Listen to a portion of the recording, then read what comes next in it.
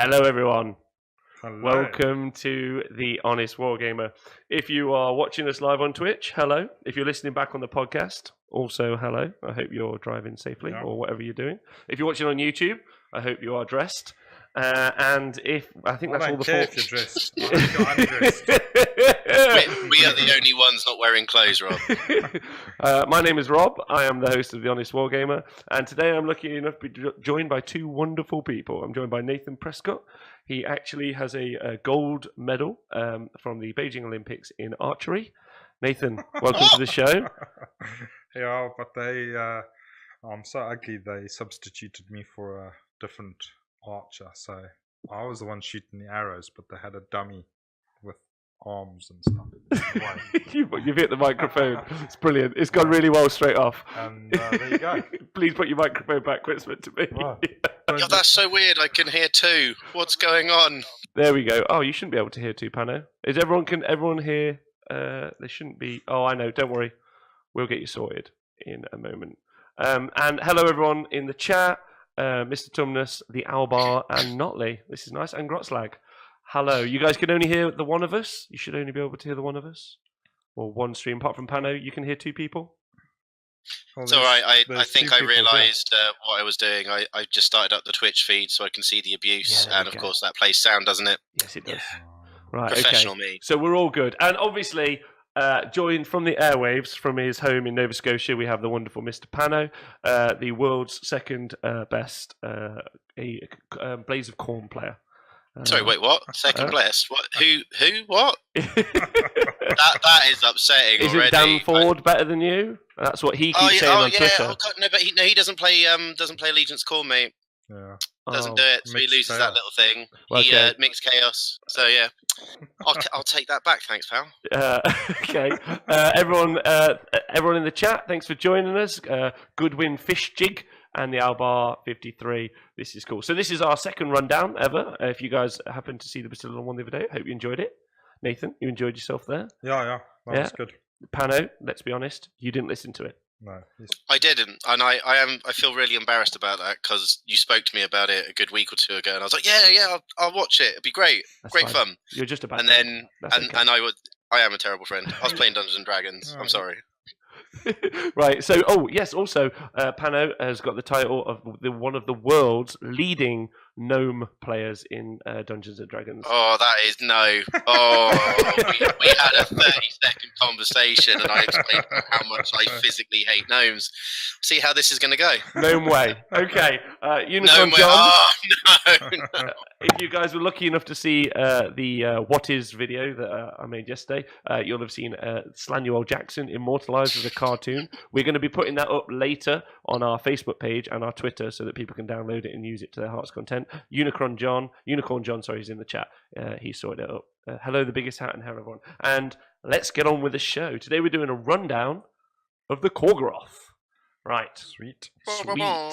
So, in case this is the first time you're listening to the podcast, or listening or watching on YouTube, hello everyone on YouTube, or you're not, or you're just listening to us on Twitch. The way the rundown works is we go through the Khorgorath Warscroll, all the ways and allies it can take, formations it can be taken in, and at the very end we talk about the points it's at for the current iteration of competitive play. So first off, we work out how best to use it in a game, or the different ways you could use it in a game. And then at the end, we talk about the points values for those things. How does that sound? Sound good, Nathan? Cool. Yeah. I'm already here, so I can't exactly go, no, actually, I'm not happy with that. Be a bit awkward. Right, so... No, Notley. No, I'm just going to stop you there. No. You're not... No, nobody wants that hentai in their games. Well, we'll talk about the Khorgorath in a minute. It's got some interesting little features. So, should we kick off with the stats for the Khorgorath? Would anyone like to go first, or would you like me to be the relayer of information, as is always the case? Anyone? Well, I can tell you. People seem to like your voice, Rob. Yeah. At least you do. So you should probably lead. Wow, I mean that's just honest and rude at the same time. So the way this works is, oh no. Oh, thank you, Sticky Blue Toffee.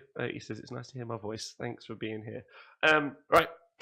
So you can find the Khorgorath obviously on the Warhammer Age of Sigmar app and Blaze of Corn book, page 147. Stats, it's got a movement of 6. So, not super quick, and it is a monster, so it's not like even in the 7 to sort of 10 category for movement. It's not a behemoth, though. It's what? That's a big thing. It's not a behemoth. It's not a behemoth, no. It's just a little babby monster. It is a baby monster, that's 100% correct. Yeah. So it takes baby steps. Yeah, baby steps. It does. It's a little mini monster. Yeah. Yeah. Mini monster, mini steps. It's movement 6, but Pano, have you found that is a hint? So the reason you're on the show is you've used Khorgorath quite a lot in Khorne armies. I just thought you wanted me along so you could, get a nice demographic of different accents. That's in all fairness why I signed up. I have not noticed a problem with the movement 6, because if you look at a lot of the Mortal Khorne, sort of just the Khorne Bloodbound stuff before we start getting into the demons, they're all movement 5 or movement 4, and it's like, it's just a bit slow. So the Khorgorath moving at the same speed as, say, the Blood Reavers is really good, and also because of its small base size, you can run it quite happily and avoid deadly terrain and stuff like that. It's a monster which ignores it anyway, but you can get into little gaps, and nobody expects, a cheeky Khorgorath. Yes, no one expects the cheeky Khorgorath. Yeah. Oh, actually, here's me. You can tell this is only the second rundown I've ever done. We don't start off with the stats. First off, we kick off with the narrative. What is it? See, what happened to the narrative, mate? Immediately, you can just tell your slant, isn't it? Just power gaming all the way. So first we do the narrative, and then we do the model. What am I doing? I am messing about. So the narrative, Nathan, you got that for us? Yeah, I do. So all know to fear the Khorgorath, the Khorgoraths of Khorne, rampaging super predators with an endless hunger for the skulls of their foes. Khorgoraths are utterly fearless and almost impossible to kill. In battle, these monstrous horrors attack like the wild beasts that they are, smashing through enemy ranks with no thought for anything but indiscriminate slaughter. Okay, so they sound really great. No thought. Okay, so they sound like Pano on a night out of Rock City here in Nottingham. Yeah. Really? How very dare you? No thought. Hi, Rob 40k. Welcome to the show. So, what do we think of the model, and what do we think of the narrative? We've got to say they've got a pretty generic narrative, right?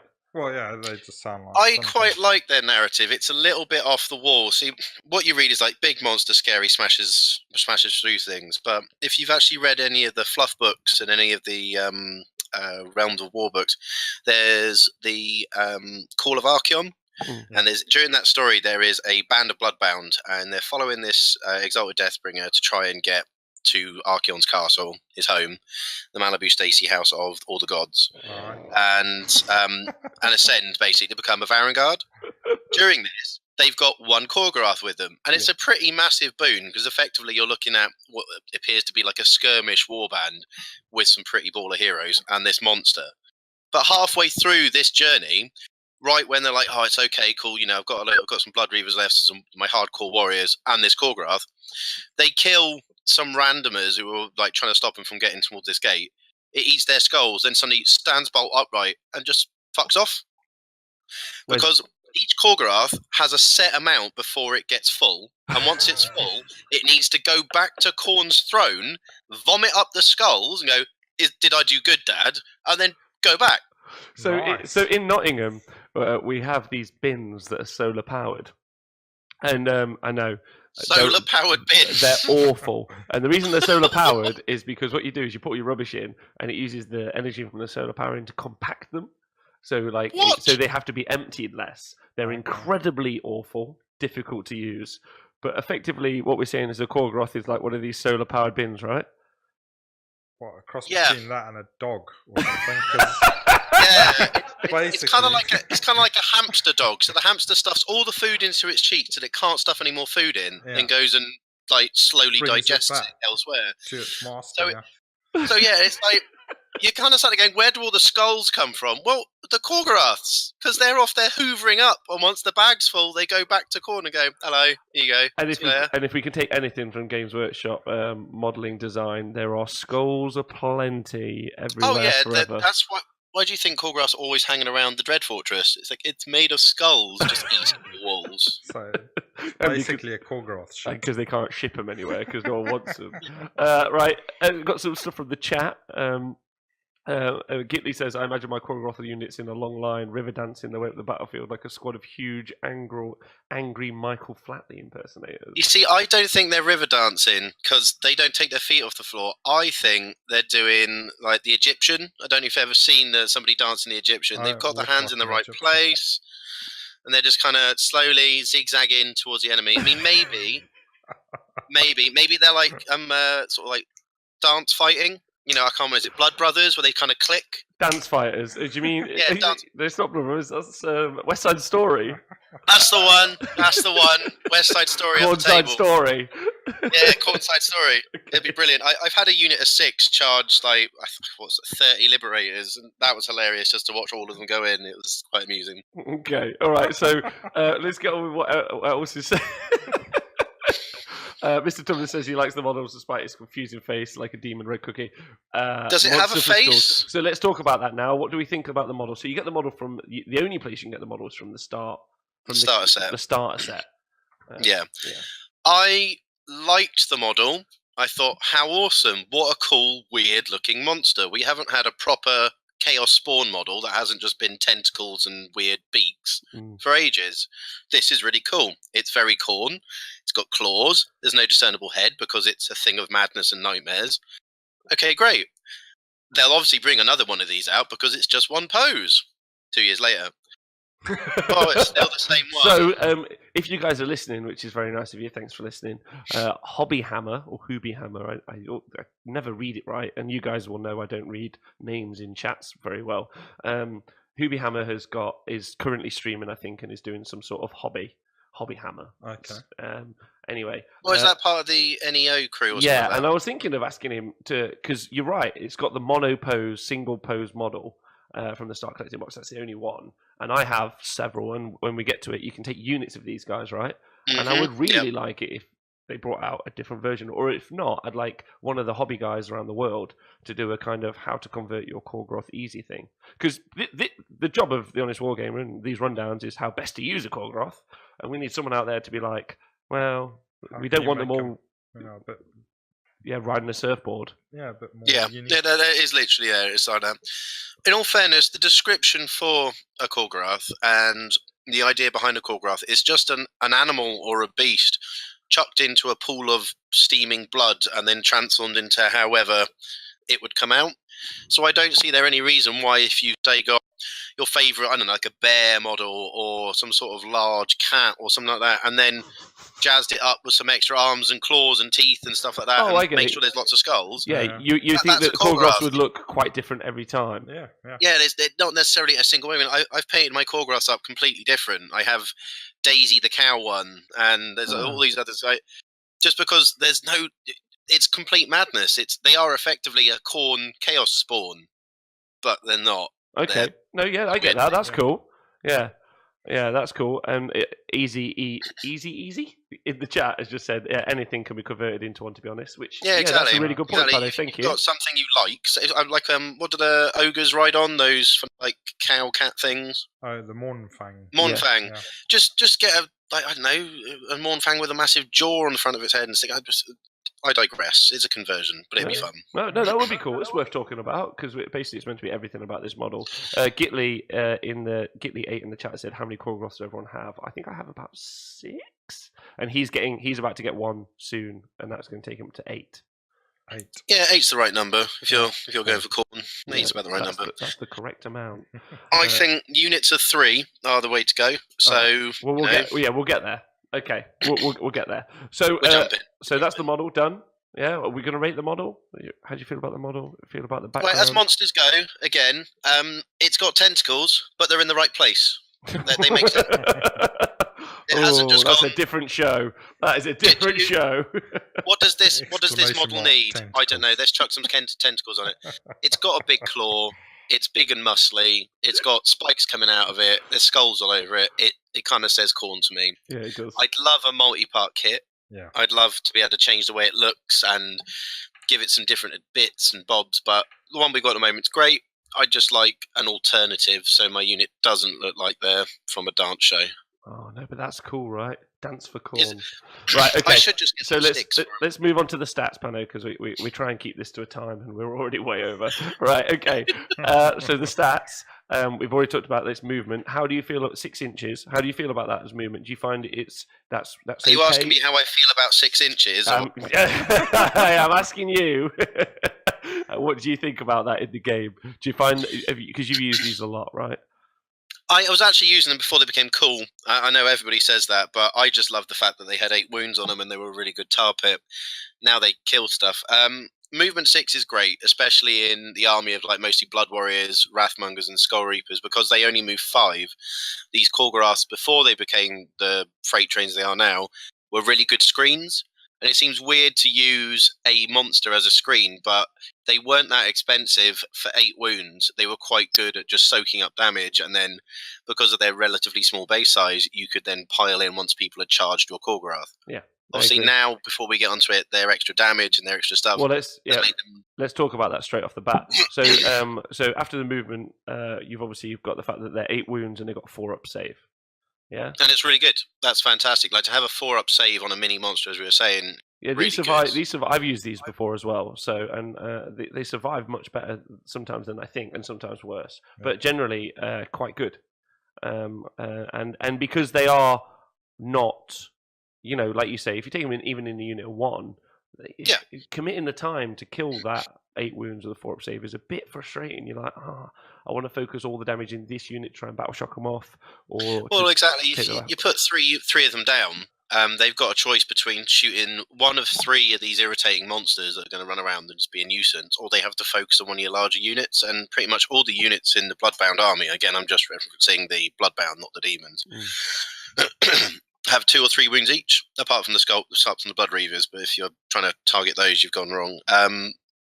So you really have to sort of threat analyze, and if you're shooting the Khorgorath, you're unlikely to cause any damage or actually deal with it outright. Okay, cool.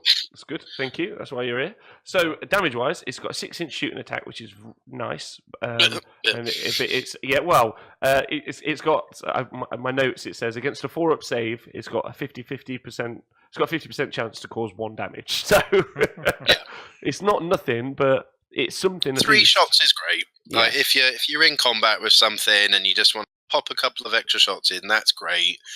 Maybe with low armor wizards or priests and stuff nearby, if you've charged the front line, cool. The shooting has never done anything, apart from when I fight Zinch players when they pop up their little blue horrors accidentally after I've shot a wound off, because they seem to automatically go, I need to summon blues. I was like, I've only killed 1. What are you doing? Okay, yeah, all right, okay. And then in combat, though, that's where we're looking at these things, I think. Things trait changed dramatically with General's Handbook 2. Yes, they've got 5 attacks. They hit on 3s. They wound on 3s. -1 rend, and they do 2 damage now instead of 1 damage. They used to do 1 damage, didn't they? So now they do 2. Yeah. When they originally came out, their points have altered as well. When they originally came out, they were sort of a baseline 100. Then they went up previous one, and now we'll get onto points later, but they have been reduced, and they've also gained an extra damage, and that's huge. They kind of stopped just being a screen, and now become one of the most reliable and consistent damage outputs in the Khorne army. Okay, this is based on your experience using them? 100%, because again, as we just discussed, with the 8 wounds and the 4-up save and the 6-inch move, they can get across the board quite quickly with help from various sources in the Bloodbound book. And when they do impact, it's just terrifying to see. Like, the current meta with Khorne is lots and lots of bloodletters that come in and hit your screen and then get piled into by Khorgoraths just disappear. Okay, that's very cool. They evaporate. All right, well, let's. So you're really rating the damage output there. I still feel the damage output's quite good. Everyone in the chat, I'll read what that says. Nathan, your thoughts? I think that's decent. Yeah, for a little monster, that's cool. Yeah. You facing off against Khorgorath before? What do you think? I have. I've played against them a couple of times. I played against yours once. Yes. But I think that was the old scroll. Yes, before. And also I managed to get an unforged into them. Just murder them all. Absolutely obliterate them. So yeah, they weren't that impressive. But these look, these look alright. Yeah, these are very good, Yeah. especially as you can take them in units. Just going to read some stuff out from the chat, if that's all right. Orcs for Days says, played Bloodbound last month with my Bone Splitters, and that was exactly my issue. Hard to determine which unit is best to go for. Luckily, my mob of Arrow Boys has no issue with monsters, so Khorgorath were not an issue. So there we go. And the Dark Artisan, hello to you too. That's nice. So let's move on to abilities. So movement, we're rating as, so we like to use a really simple system, Pano. Red, bad. Orange, medium. Green, good. Yeah. Movement, I would say, is an orange. Nathan? Yeah, I'd say it's about medium. It's great that it keeps pace with the rest of your army, because most of This lends itself to quite a few of the abilities from the like the command abilities and banner abilities to keep up with the army. The thing with the Bloodbound army, it needs to kind of be holding hands, like fist broing each other. So for them all to kind of keep pace with each other, it's great. Yeah. Because when they hit, it is like an avalanche. Yeah. All right, so let's move on to the abilities. So it's got two abilities. Yeah. One is that if it slays a model in any combat... No, actually, if it does damage or slays a model. So I've written slay a model. If it inflicts damage on one or more enemies, you're looking at two abilities. So there's the Horrific Predator. Yeah, which is... No, let's do the heal one first. Okay. It's okay. It's right. I've just got my notes written down that way. It's fine. I don't have notes, but you've got your script. I do. Yeah. It's okay. So it heals a wound if it slays a model in any combat phase, which can be yours or theirs. Yeah. So basically, before people get super excited, it can only heal one wound, even if they killed 20 models. But still, again, as we were discussing, in a unit of 3, that's a lot of wounds. To just keep pulling one back once you get into combat, it's quite nice. I think the Provoke Tree might be my favourite person ever, because he said, if anything can be turned into Khorgorath, does that mean there are some Khorgoraths? Oh, I always call them my corgis. Knocking about. I tell you what, the What Is video is going to be really fun next time. Yeah, no, do it. Khorgoraths. Yes. So okay, yeah. So they're already savable. So they've got good saves, they've got good wounds, but the fact that they can heal a wound, and they can actually heal in a combat round, they can heal 2 wounds in total. One in my if I'm using the one in my turn, and then also one in my opponent's turn as well. Yeah, so that's pretty good, right?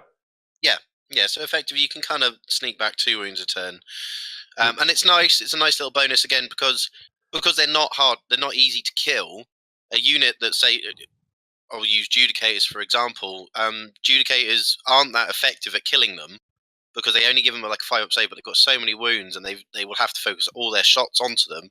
They're not shooting at the things that will actually do damage from the left or right of them. Again, they're a good tar pit for soaking up that sort of stuff. Yeah. Well, they're just another threat, aren't they? So they need to be dealt with. But if the Bloodbound seems to operate on multiple threats, and if one of the threats get taken out, it's fine because you've got the redundancy of the others, and so these are one of those units that can offer you redundancy as a threat. Yeah. Yep. I agree. So abilities, Horrific Predator. This is my big one. This is This is how I feel about these. Although since they've had the damage too, they are now their own actual damage unit. Horrific Predator, inflict damage on a unit in the combat phase. So it's damage, not killer unit. Yeah. I think previously it might have been killer unit. It was just damage. It's always been just damage. It was just punch something up. Yeah. So, but every enemy unit in 12 inches is at -1 bravery in the battle shock phase. Nice. Yeah, that's huge. And it's of that model. Yep. So if you have multiple Khorgoraths, they can do multiple -1s to bravery, and this is why I think they're such a fun unit to do a rundown on. It says unit. If this unit inflicts damage. damage. No, but if you have multiple units. Yeah. Oh yeah. No, if you have exactly. So if you have like 3 units, that's -3. Yeah, so we can get, and it's going to be really fun as we go into that. So we'll put a pin in that because I'm pretty certain that that's brilliant. And Nathan, your thoughts, and then Pano. Yeah. Reducing bravery is really useful against some armies, definitely. And there's going to be great ways to stack that, like with all some of the upcoming abilities. So we can probably, like it's very good. If you're immune to battle shock, or if there's ways that you can just avoid it, then nothing. But I think that this is the kind of go-to thing. What do you think? And it's really helpful. I like it because, for example, things like Storm Fiends that have quite a low bravery but are tough as nails to kill. So if you charge a Khorgorath in and manage to take out a Storm Fiend, which now with the damage 2 is very possible, with the extra -1, you've just killed 2 or 3 Storm Fiends. But you don't, because it's 12 inches. So like you could yeah, be fighting. Yeah. They don't even have to be in combat with them. Yeah, they could be punching something much softer. Yeah, hitting the rats from they can be hitting the rats. Yeah, like it's like fulminators. You know, a big unit of 4 fulminators, which I run sometimes. I could kill like a couple of liberators that are 11 inches away from the fulminators. The fulminators only take 1 bit of damage from one drop. Yeah, one drop. But I've got two Khorgorath units fighting other places on the board, and they can be the center of the board can be where the fulminator unit is, and on the right there can be some Khorgoraths. On the left there can be some Khorgoraths. That means they're -2 on those fulminators, and they're just going to start running away, especially as other stuff we look at in the future. Yeah. I think it's awesome. It's just the 12-inch debuff is really nice, and with the penchant that a lot of people against like things like space lizards. I swear you talked about them maybe in like some video. I'm not too sure. Seraphon, yeah. That's it. That was it. There was some sort of Toad reference to Snakes on a Plane. I'm not too sure. You leave Slanuel Jackson. I can't wait for Slanuel Jackson and the Khorgorath. That's going to be brilliant. Right, but so they've got really high bravery, and just being able to just nip that one bit off, so when you do get 2 or 3 3 blows in, those things start looking a little bit cagey, like, I actually have to worry about this. Yeah, that's fun, right? When you could potentially be getting it where demons and like you say, Seraphon are actually in the range where they're now going to start, because those players with a debuff army, those players aren't going to be expecting. Doesn't Croak have to do a save against his bravery? He does. So all of a sudden Croak's at -1. I mean, don't get me wrong, Croak's a bit scary, but all of a sudden he's like, I'm not bravery this. Don't like that. Right, so formations that the Khorgorath can go in is, so there's the Khorne Skulltake army. It's in the Blaze of Khorne book on page 116, and it requires you to have 1 Blood Stoker, 2 to 3 units of Skull Reapers, 1 to 2 units of Khorgoraths, and 0 to 2 units of either Blood Warriors or Blood Reavers. The abilities you get from it are Reaping Strike, which is a very, very complicated paragraph, but basically there's the chance that you might be able to add 1 attack to everyone in 12 inches, maybe 1 time. Just basically it's very long-winded for not much. So learn it if you want to, but I think. Did you just say the Skull Hungry one or the Reaping Strike? The Reaping Strike. The Reaping Strikes ones, if a wound roll for a Skull Reaper it's 6, they get extra damage. Like, Skull Reapers are one of the most complicated units that I have to ever explain. I've specifically got the cards for Skull Reapers so I could hand these to my opponent, explain what my Skull Reapers were doing, explain what happened, and after 5 minutes going, this will happen, they go, do you know what, don't matter, just tell me what's happening. I was like, okay, just so that it is there and you can read it, I'm really sorry. But when reading that through, I did feel like the Reaping Strike ability was one of those things where not only was it very situational and ever happening, I would have probably less than cared if it ever does.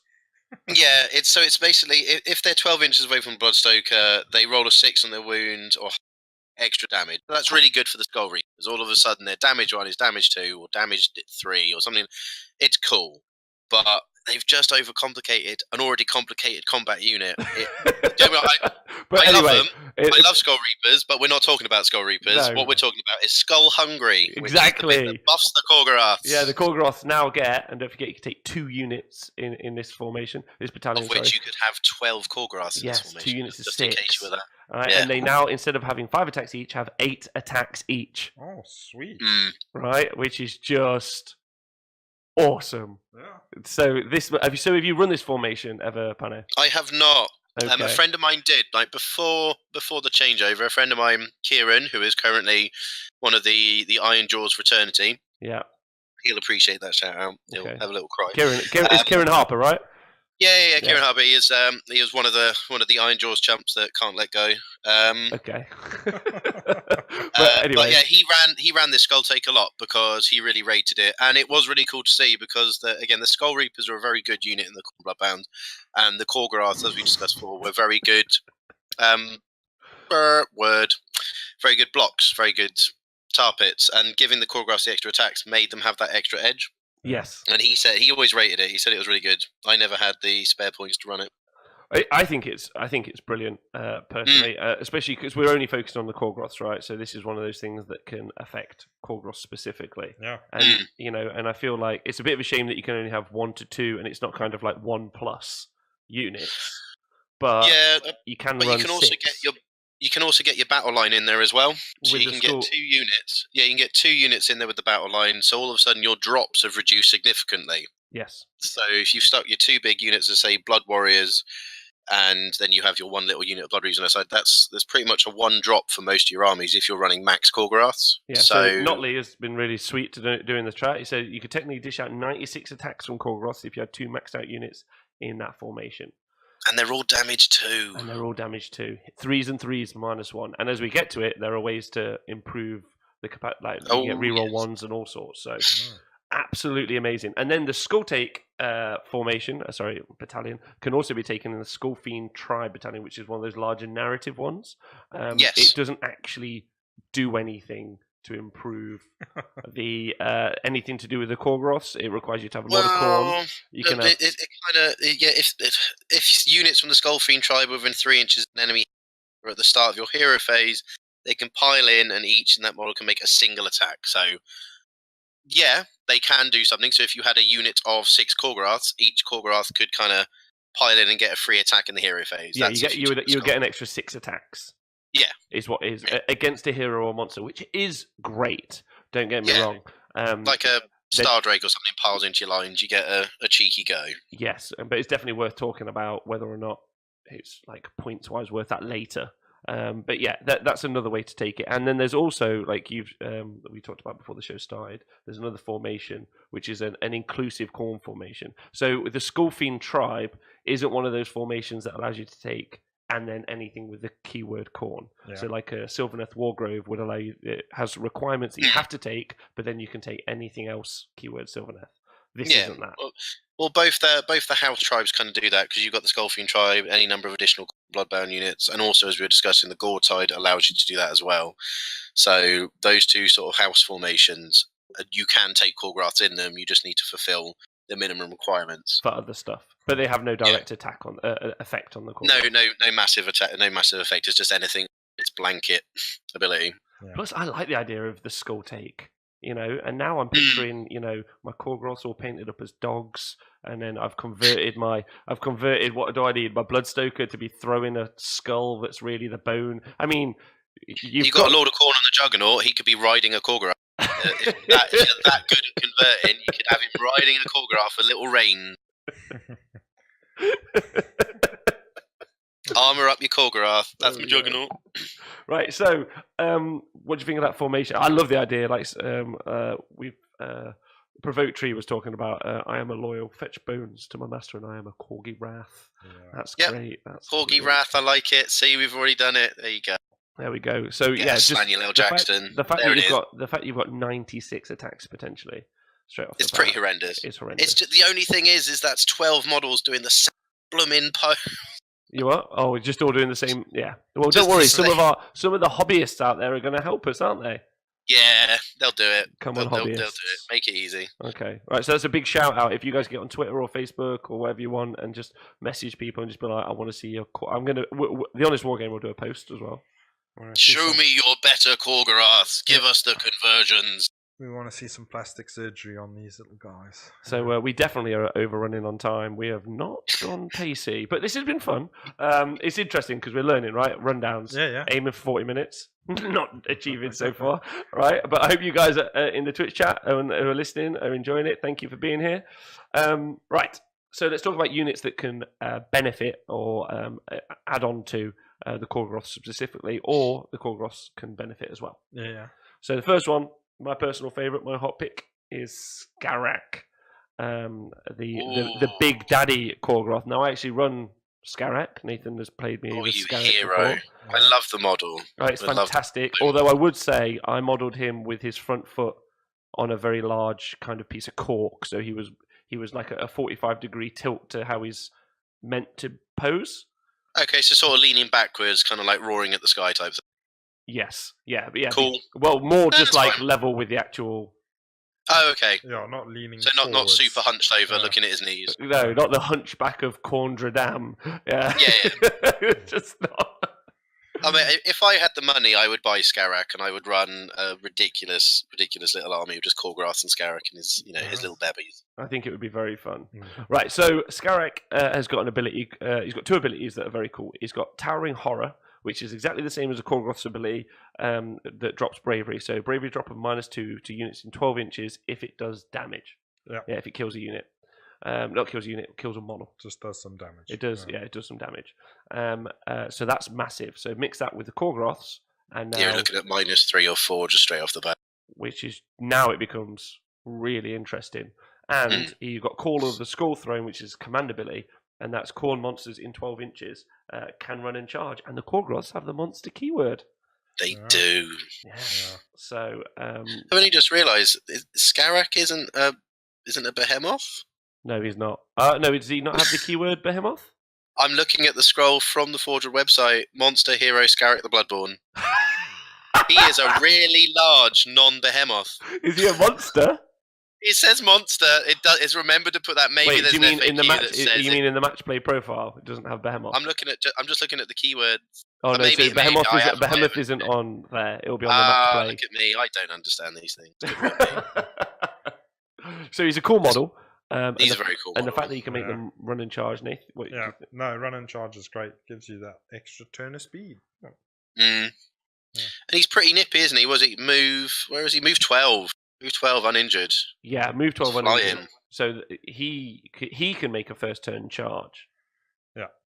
Yeah. Which is interesting. With some help, yeah, you can. Yeah. Jonathan Etland's in the chat. Hi, Jonathan. He says he can't run and charge. He can only charge. A former ballet prodigy. So Skarak, I think. That's great because there are ways you can buff your run move, aren't there? Mm. as Yes. Yeah, we'll get onto him. That's basically after Skarak is my favourite little Do buff you unit. want to tell me which one you prefer? Yeah, my favourite unit for buffing up the Khorgoraths, who tends to hang out with them because of their slightly better movement, is a Blood Stoker. Right. The little whippy dude, straight from the beginning, from the storybook. That guy, whatever his name was, and his pet Khorgorath, whipping it up and getting it going. Yeah, They're so just great. Whip to Fury is the ability, which is Exactly, yeah. it's a unit. You can add 3 inches to run or charge to a unit, and they get to reroll wound rolls of 1. Monster wound, yeah. And it's a unit, not a model, isn't it? So that's just Yeah, it's a unit. So you can take the unit of 6 Khorgoraths, and then now they're running. You can have a command ability, so they're running an extra d6, and then you can either add 3 inches onto that and then charge, or then you can try and charge and then add 3 inches onto that. So they're now going at a pace. Yeah. Effectively, it's making the movement 9, isn't it? So, Yeah, and making them re-roll to wound rolls of 1, and they already ruined on 3s.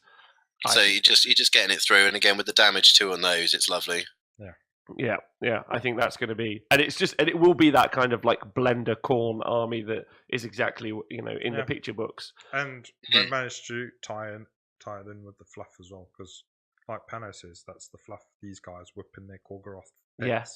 Yeah, they're the beast masters. They're the beast tamers, aren't they? They're the ones that are supposed to keep things in check. And these are the So beasts, they kick them forward, and yeah, exactly. It's really cool. Yeah. So there are some other stuff that also benefits. Blood Crushers. Their Hornblower makes enemy units within 6 inches reroll battle shock tests of 1. Yes. So that Blood Crushers are the demon ones, aren't they? yes. Yeah. So that's their kind of command unit, and the Hornblower does that. And that's just interesting because if you are looking to debuff bravery generally, and you want another target unit, Blood Crushers pretty much fill that role. Yeah, and again, they've got movement 8, so they're very quick. They can get up to where they need to be. That's a good point. So they can keep up with the army. So the Khorgoraths affect the Aspiring Deathbringer. So he has an ability called the Bane of Cowards. That's right, the Bane of Cowards. I knew you were going to get this guy in here somehow. If models within 8 inches flee. I honestly couldn't believe you found a way. to make it? I can't believe you got him into this chat. What to make it useful? I'm not. We're not going to discuss it. This is a positive podcast. Positive. No, it's an honest podcast. So it's an honest. It's on this show. If you watch it on YouTube, hi. If you listen to the podcast, if you want to shine a turd, then We found You a turd carry that on. needs shining. Yeah. Yeah. So the reason, and you guys may have just joined, the reason we do it this way is we talk about what you can do in the game. We talk about points after.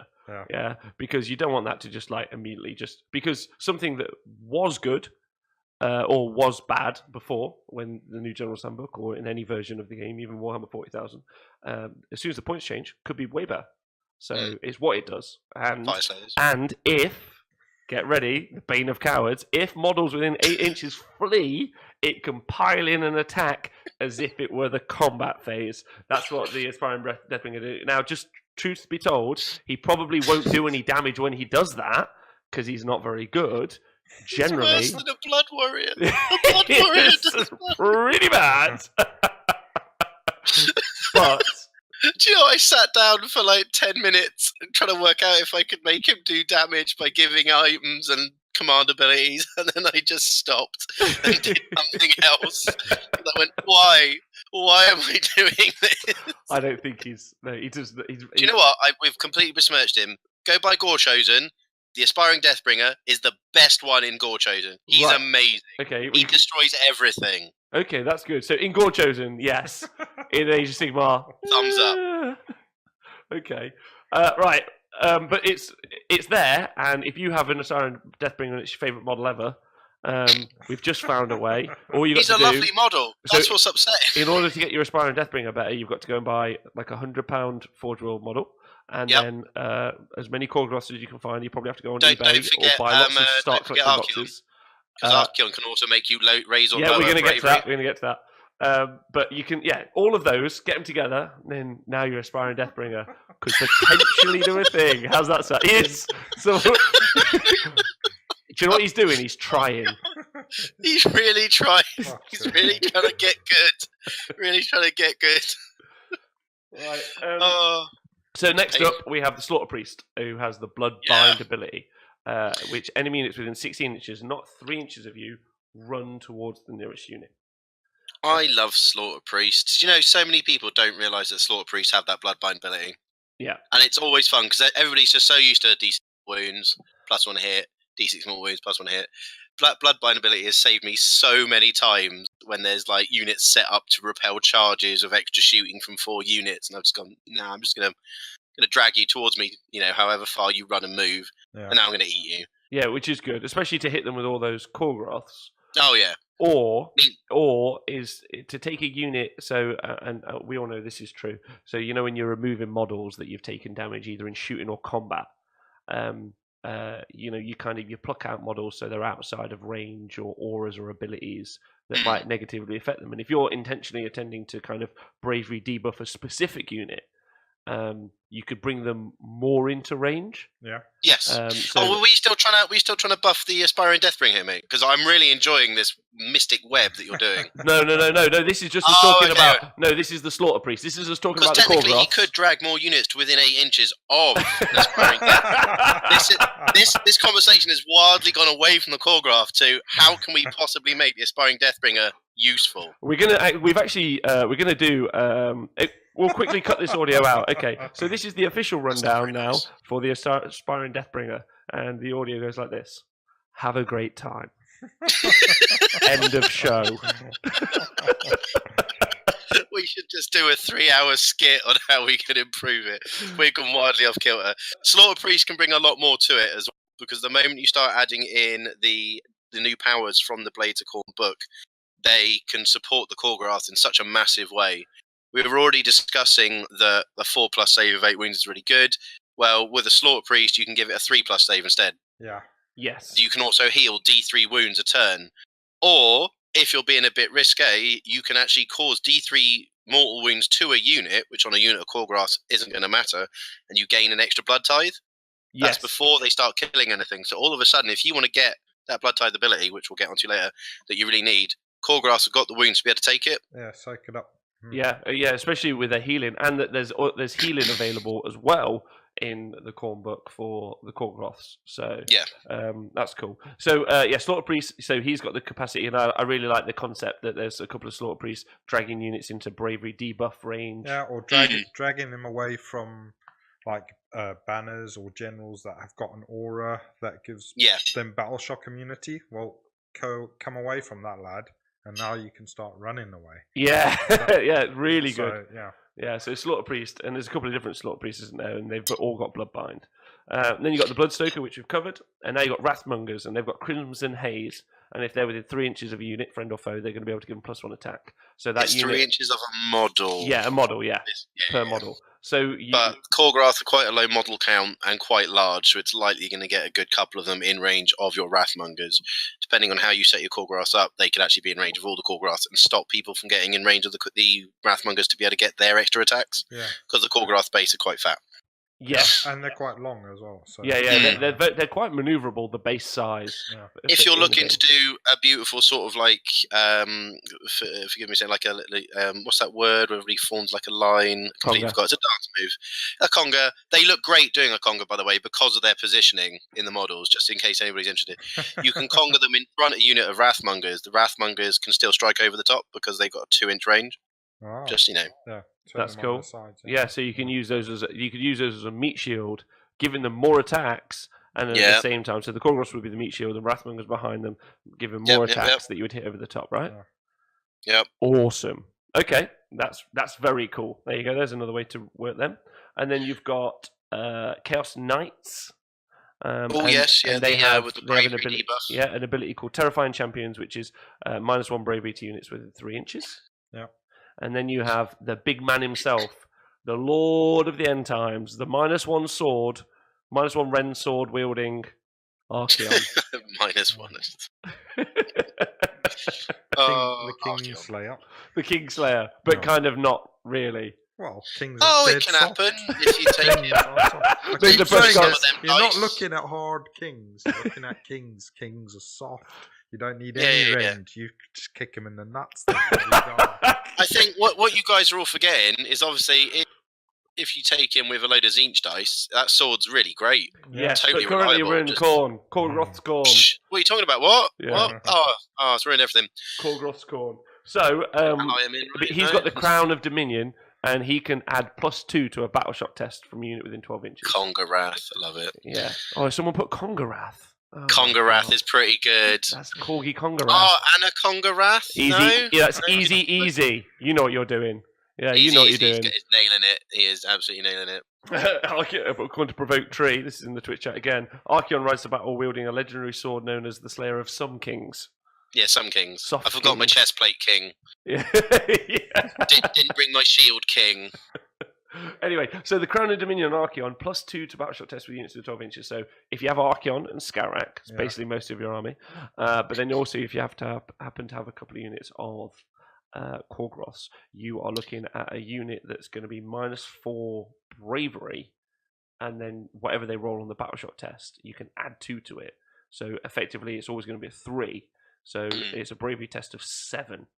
Yeah. On top of whatever your bravery is, which I think is moving away from the Bloodbound and Blades of Khorne, which hurts me a little bit, but I'm not 100% sure. The new Slaves to Darkness allegiance abilities, that I believe they can ally in Blades of Khorne. Yeah. You take, because the Khorgorath points now, you can take a unit of 3 Khorgoraths in under 400. You then take the Slaves to Darkness hat, which minuses 2 from bravery. You then have knights. You then have a trait. I believe you have a I completely forget my And words. if you're listening in 2018, this might be irrelevant. Yeah, but I think yeah, basically, there's no more Slaves to Darkness. They went Tomb King. No, what I mean is we'll get to points in a bit, right? And we'll talk about we'll talk about allies and points when we get there. We're just talking about what we can do at the minute, regardless of points. With the Khorgoraths in the Slaves to Darkness army, they also would then add to that cumulative bravery, Debuff, nullification. Yeah, absolutely. Yeah, I think Slaves to Darkness also got a bravery debuff army around them if they want. And yeah, you're right. Khorgoraths as allies is a great shout. Definitely. Yeah, we'll have a little chat about that in a minute when we get there. Yeah, we'll just see what other stuff that we can add on just to make our Khorgoraths better in the game. There is another healer, another leader unit in the Khorne army, which benefits pretty much everything in the Khorne army, and everybody takes one. But I would suggest using them slightly differently, and it's the Blood Secretor. Yeah. Oh, Again, as I was saying, I've not said that. Oh, because we moved past it. Yeah. yeah, I'm basically, apart from the obvious of when he plants his banner, everybody gets +1 attack and stuff like that. They brought out, and not a lot of people have used them, but I can see some use, some magical banners for the Blood Secretors, Okay. and they give you things like you can re-roll. I've got him. Just trying to find them. I've got it. No, I've got them all in a list. We're going He's through a professional. Don't worry. He's a professional. Don't worry. But yeah, I did actually miss out. Obviously, the blood secretor. It's on my list, but because we whipped past it and went to the blood stoker. Yeah, so you can have the. I like that. Whipped past it. Whipped past it. Yeah. You're such a. You're so you can have the portal of skulls, can't you? And that gives you +1 attack to everything within 18 inches. Every unit within 18 inches, and makes you immune to battle shock. And the Khorgoraths are actually bravery 6, which we didn't mention earlier. So they are themselves susceptible to a battle shocking. Yeah. So they definitely, especially if you're running big units. So I think it's very. Although killing more than one of those 8. Yeah, it takes quite a conceited effort. Yeah. Right. So and that's massive. So now what were we talking about before? We were talking about the magical banners. Yeah. The banners of Khorne. Oh, do you want to go straight to the banners? Yeah, so because we're talking about the Blood Secretor, so you got the banner of the Khorne. 2 banners. Yeah, the 2 banners I think are really good. Yeah, you got the banner of Rage and you got the banner of Blood. The banner of Wrath is cool because if you're running your Blood Secretor up behind them all, it's a pretty good spot for him to be in. Or do you want to tell people what it does? Oh, yeah, the banner of Rage, nice and simple. It allows units to reroll 1 to hit in the combat phase if they're 8 inches away from the bearer of the flag. Sweet. So it would involve you chucking your Blood Secretor up there, but if you're running 2, then one's doing the job of holding down the fort, and the other one's running up, waving his flag around like crazy, giving the Khorgoraths the extra reroll 1s. Combine that with a Blood Stoker, you've got reroll 1s to hit, reroll 1s to wound. Yep, so hit on 3s, so we hit on 3s, rerolling, and wound on 3s, and then rerolling both 1s, so very effective, especially with the amount of attacks if you took a skull take. And you've also got the Banner of Blood, which lets you reroll failed charge rolls. So if you wanted to more guarantee you were having your charges off, that's also a big one as well. Yeah, really helpful again, especially if getting uniting with synergy with the Blood Stoker, because they've already got a +3 to their charge, so you can go for some pretty crazy charge. Be a little bit better off. You know you're probably going to make it. Yeah. So you can find What's those the in range of that banner? 8 inches. 8 inches. All these banners are 8 inches. So you can find those. You can find those in the Blades of Khorne book. You can also find the different blood blessings that your slaughter priests can have. Yes. And you've got there's 6 available, but 3 which I think are effective, helpful. You've got the bronze flesh, which is bronze flesh, resanguination, +1 save to a unit in 16 inches. Yeah. How have you found? And obviously, then those Khorgoraths a unit of 6 Khorgoraths can now have a 3-up save. Yeah. I always run one of my slaughter priests with bronze flesh, just because for use throughout the entire army, it's fantastic, and making the Khorgoraths extra tanky is wonderful. Yeah. Yes, and then you've got Brazen Fury, which is pick a unit in 16 inches and make them immune to battle shock. And like we talked about, those Khorgoraths do only have bravery 6, so it would be helpful potentially. Yeah. Yep. But probably the Blood Secretor banner would do better. Yeah. It depends. Again, if you're running the one where the Blood Secretor is running up and giving them the reroll ones to hit, or he's giving them the recharges and he's not dropped his banner, and if your linchpin in the middle of the army is that big unit of 6 Khorgoraths, then just firing off Brazen Fury onto them is brilliant, especially if let's say whoever your general is giving inspiring presence, or if we're saying with Skarak giving them run and charge, then they're definitely not going anywhere. Yeah, because Skarak can't take magic items, and you may want to take some of the other magic items to help more things out elsewhere. Sure. And you've also got Killing Frenzy, which is +1 to hit in 16 inches. So you could be hitting on 2s, rerolling 1s, hitting on 2s, rerolling 1s, rerolling on 3s, that's rerolling 1s, -1 rend, 2 damage on 96 attacks. Or you could then have another 6 attacks, because of the Blood Secretor. But it's interesting, the Blood Secretor over the formation that gives you all the extra attacks, because they're probably not like there'll be a points. We'll get to the points difference, but there you go. So those are things you could do. There's also some more stuff that we've missed. So you have blood. I like the resanguination because it also gives you 3 wounds back. So if they've just worked on trying to hurt your model up, and as I said before, with the blood sacrifice to do D3 mortal wounds to him and give yourself an extra blood tithe, which we've now moved on to. Yes, yes. So Blood Tithe, you've got. I think there were. I read that there are only 3 in Panna. You can correct me if you think it's different. That would be helpful. You've got Murderlust, which is the 3rd one, which is 3 Blood Tithe points, and these are all can be found in the. This is the Allegiance ability for the Blades of Khorne book, if you're not aware. And basically, any units that are wiped out in either turn create a Blood Tithe pool of up to 8, and then they can be spent at any point. Although some of them are very specific about when they can be used. Yeah.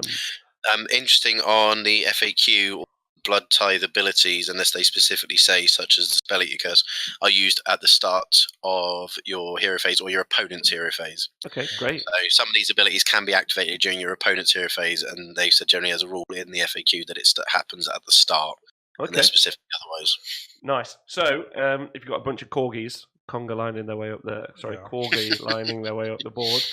Then you've got Murderlust, which is move as if the movement phase or charge as if it was the charge phase. Does that make sense? Move as if it was the movement phase or charge as if it was the charge phase, and you can do it. It's basically an extra chance just to get them further forward. Yeah, especially as we could potentially make Khorgorath move so fast. Yeah, if you've got the big unit and you want to get it stuck in, then that's a great way of doing it. 100%. And then you've got Crimson Rain, which is 4 blood Tithe points, which is heal D3 wounds to every. It's on everything that's Khorne. Yeah. I also want to point out all Khorne models on the battlefield. So if you're playing a Khorne army as an opponent, they also get healed. You get a heal, you get a heal, we all get a heal. You roll once, and it's just wonderful. It's wonderful to see because it's so heavy metal. At what point you're like, do you know what? I'm going to make it rain blood, and Slayer starts playing in the background. You're like, yes. Right, and then you've got Apoplectic Frenzy. I'm glad you said that because I was looking at going apoplectic, apocalyptic, what? Blah, blah, blah. Yeah. Pile in and attack as if it was the combat phase, which is huge. Yes. It basically gives you, in the hero phase, another chance for 6 Khorgorath to tear something apart. Yeah. Yes, and then you've got Braskell of Meteor. Everybody loves that. Doesn't affect anything. Go away. Which is 6 blood tithe points. Which is pick a unit and it suffers D3 mortal wounds. And then every unit within 8 inches suffers 1 mortal wound on a 4+. Now it doesn't sound like a lot, but if you are running Scarrick, let's say, or a bunch of Khorgoraths, and you're reducing everyone's bravery in a kind of AOE, you might be looking to do some sort of AOE bomb or affecting a lot of units with a lot of damage, so that a lot of them run away, as opposed to just one. Yeah. I really like it because, again, carrying on from the heavy metal aspect of it, you've made it rain blood or something, and then you get enough tithe points back up. You're just going to start throwing giant bronze skulls at people that are on fire. It's pretty cool. Okay, well that's cool. Easy says that he thinks 5 is the best ever. Which is cool, which is piling attackers over the combat phase. That's pretty massive. Yeah. I really like Relentless Fury. I've only got it off a couple of times, but as we were just discussing, it kind of gives them the sort of Blood Warrior Skull Reaper ability, which until your next hero phase, each time a core model in your army is slain in the combat phase, you can make a pile-in move and then attack with a model before you remove it. Use the lowest line of damage table if it had a war scroll when using this attack. So if you've just been charged by something big and scary into your block of 6 Khorgorath, you know is going to mince it. I don't know. Currently, you've got mega bosses running around on their cabbages causing brutal amounts of damage, or a big unit of 10 Iron Jaws have just charged in and they will cause a lot of damage to your Khorgorath because they're Rend 1 and all sort of stuff. Then for every Khorgorath they kill, it's going to stand up and attack them again. So while they will hurt you and you're going to lose those models, if you've got the blood tithe to pump into that, you are going to make them bleed for it. Yeah, well, that's really good against combat armies, isn't it? Yeah, it really is as easy get to, but the amount of times when I'm playing armies and I've hit 8 blood tithe and I'm like, I've got nothing to summon, so I guess I'll just make it rain blood or something. I'd rather use Relentless Fury if I can see that, if you're going for like just a big pure Khorgorath army, to make that unit very unattractive to attack. Yeah. Yes. Because that means people will not choose to attack it because they will lose their toys. Okay. Right. Thank you. That's good. There we go. Everyone in the Twitch chat enjoyed there. The other stuff you can do, command traits. You can have Arch Slaughterer, which is generated an additional blood tithe point when your general slays an enemy hero once. That's basically true for if you take a mortal It's one for each of them, so Bloodbound, Mortal, or Demon. Yeah, they've all got something where they can add a Blood Tithe point, and having Blood Tithe points means you might be able to get that ability to pile in an attack again, which is pretty good for Khorgoraths. You Khorn Demon, you can have Aspect of Death each time an enemy unit within 8 inches fails a battle shot test, an extra model runs away. Oh, for the scary. So if you wanted to make a bravery bomb, or a leadership defunct, I'm bringing him back in. Yeah. There's another use for the aspiring death bringer. Okay, all right. Let me finish these, and then we'll go for it. A Khorn Immortal can have Violent Urgency, which is reroll failed charge rolls on all Khorn units within 8 inches. So that's a really nice one. I tend to run that on my generals because it's really helpful range. Cool. Yeah, and having reroll charges has got to be really positive for those Khorgoraths. It's huge. It really is really, really good for the Bloodbound because when they need to get in, it's good. Yeah. Yeah, and then Murderous Artifacts, Khorn Bloodbound Hero. The Skull Helm of Khorn is +1 to battleshot tests for units in 8 inches as well. Yeah. So there you go. So you can have another way to be affecting those, which is really nice. Yeah. And I'm pretty certain, just going through my list, command traits, Blood Tithe, done that. Yeah, that is, as far as I can see, unless anyone in the Twitch chat or anyone watching would like to say, I don't think there's anything else you can add on to a Khorgorath. There's demonic adornments, which are like kit for big demons and gribbly demons or demon princes and whatnot. Mark of the Slayer, and you can reroll hit rolls of 1 for all Khorn units within 8 inches of this model. So people are really enjoying having their demon princes running around with Khorn because they get the axe and 3s to hit. This guy can fly next to your unit of 6 Khorgoraths, again giving them the reroll 1s to hit. And if you're also buffing them with the banner, which allows them to reroll 1s to hit, then they just reroll all hits if they already have the ability.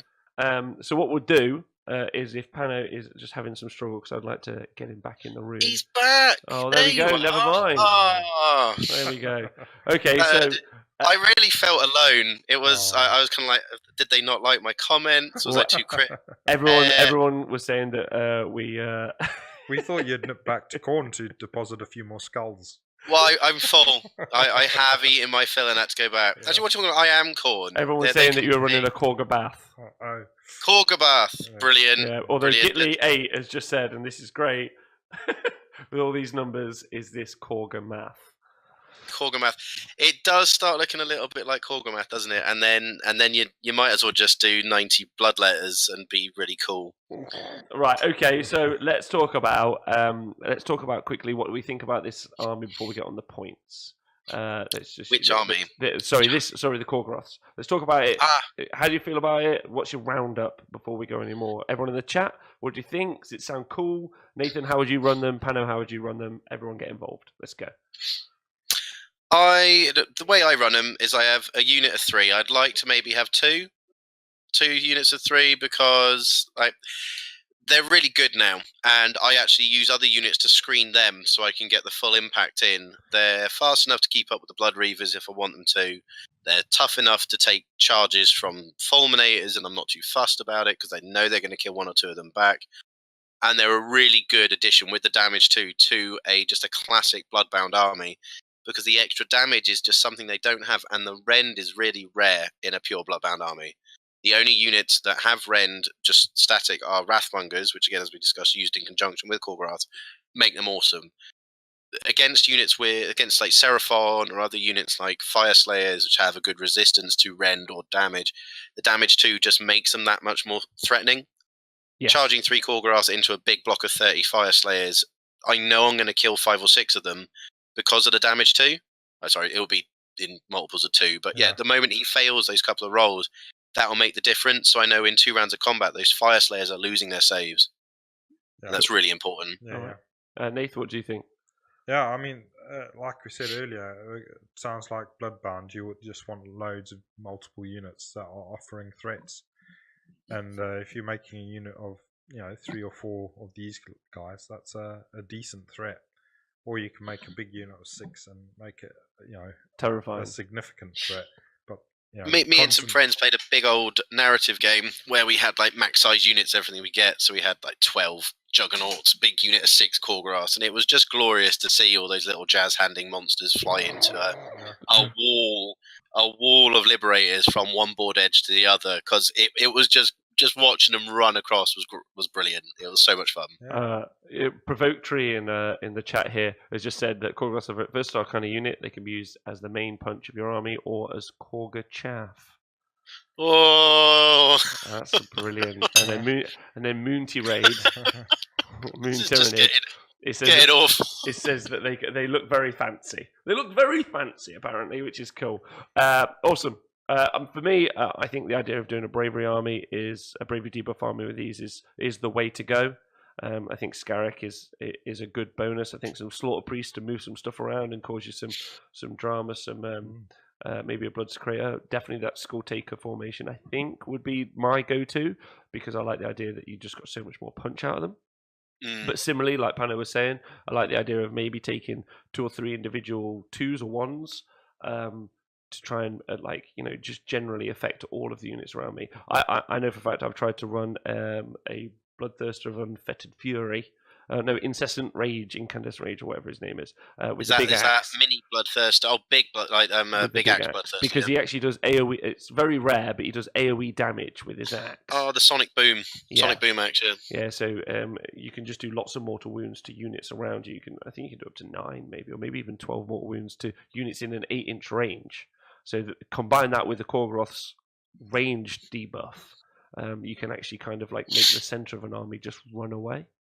Well, the Wrath of Khorne one's pretty good as well, because he's got a 12-inch range damage 6 chain attack before he starts getting pipped. So that's 12 inches. The Khorgorath's ability is 12 inches, and all of a sudden your big hard unit of Liberators has just lost 3 of its bros, and they're at a -4 because of Khorgorath's 8 something. Yeah.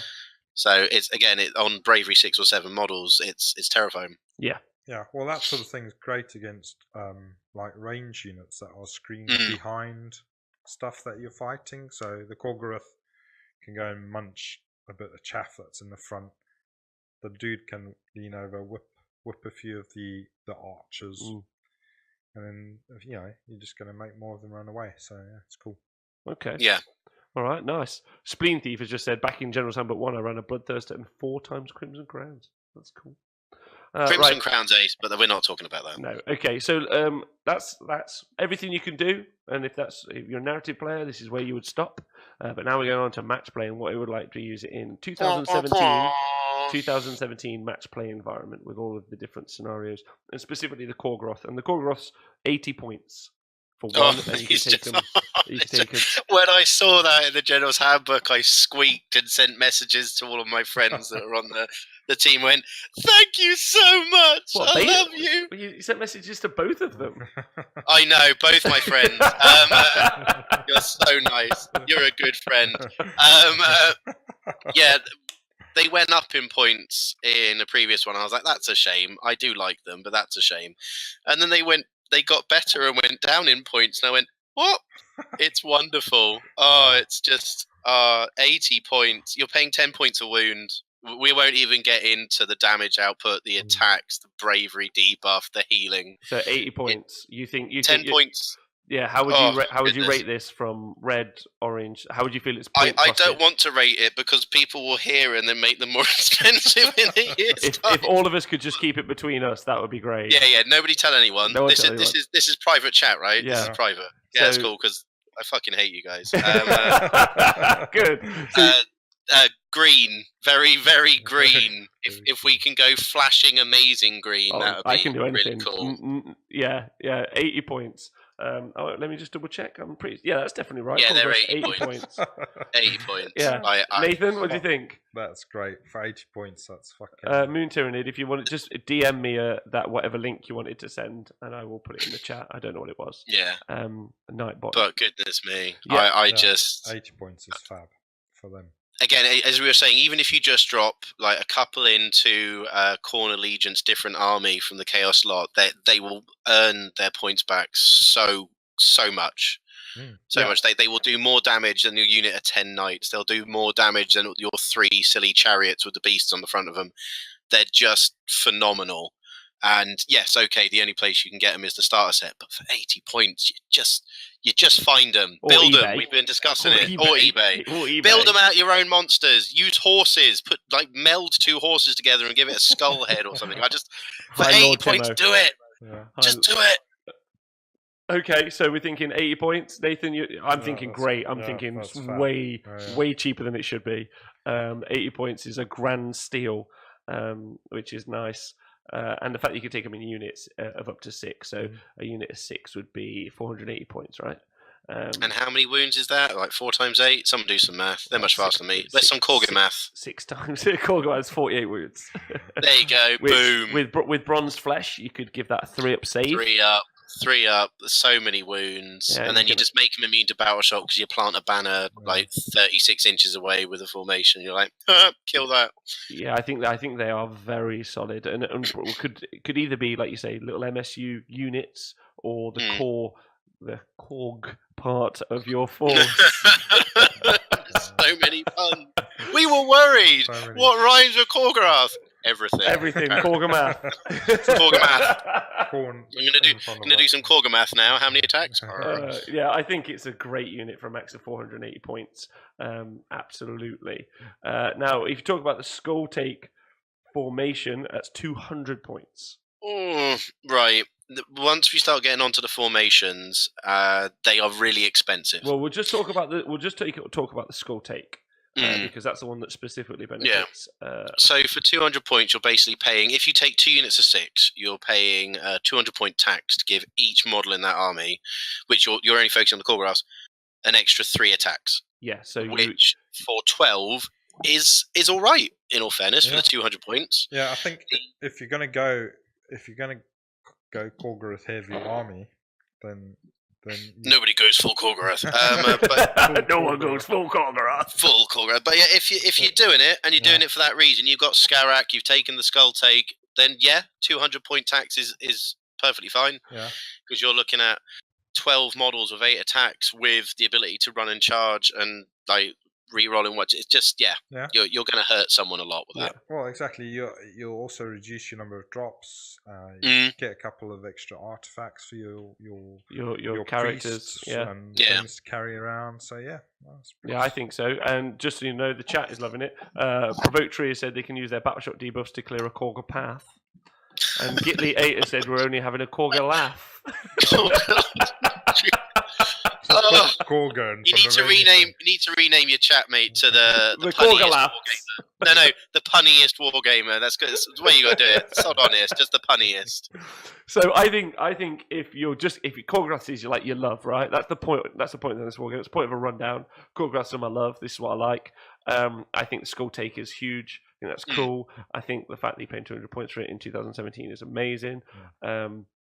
And you could probably build it in lots of different ways. Now, one of the things that we didn't do from the rundown from Sunday from Bastillodon, and that I am going to do actually, is Nathan's written a Bastillodon list. I've written a Bastillodon list as well. And then me, Pano, and Nathan are going to write a Khorgorath list. And then we'll post that up as well, just to give you some idea for our 2017 match play ideas, and put some commentary, and we'll put that on the Facebook.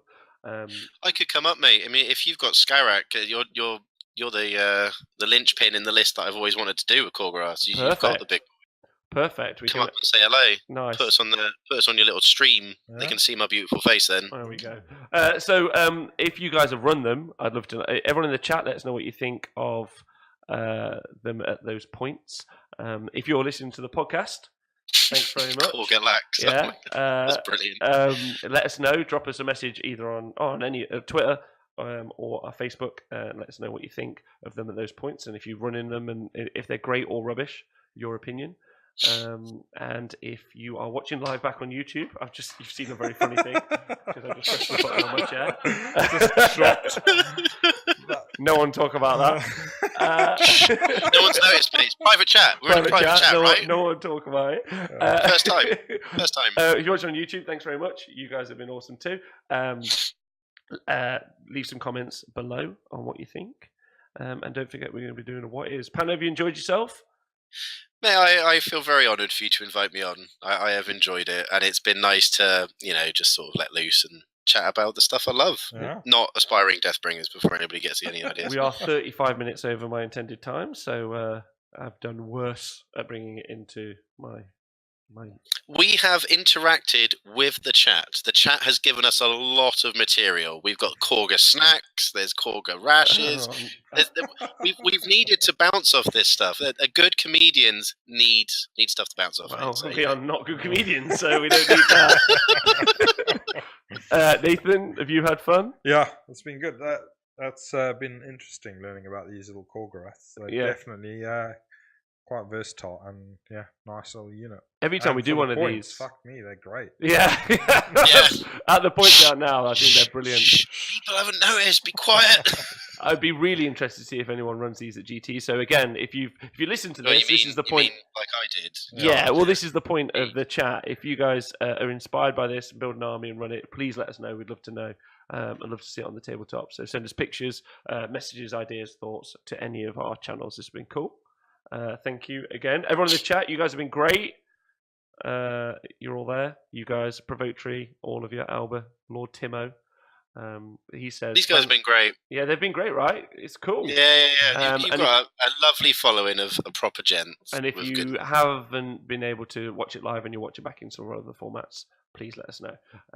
This has been cool. So this is me, Rob. This is the Honest Wargamer, and this has been the rundown for the Khorgorath.